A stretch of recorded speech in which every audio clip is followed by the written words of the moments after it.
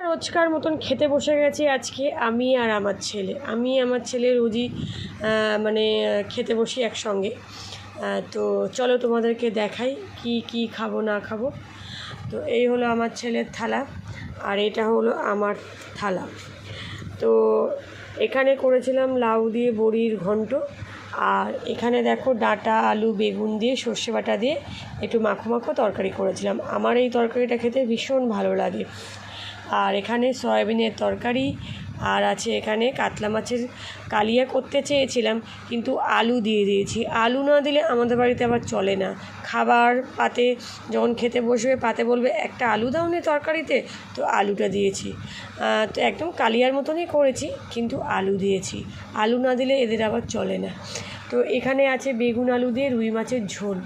এই ঝোলটা এক্সট্রা ছিল, তো সেটাও নিয়ে বসেছি খাওয়ার জন্য বন্ধুরা। তো তোমাদের ভিডিওটা কেমন লাগলো না লাগলো তোমরা কমেন্টে আমাকে জানাবে।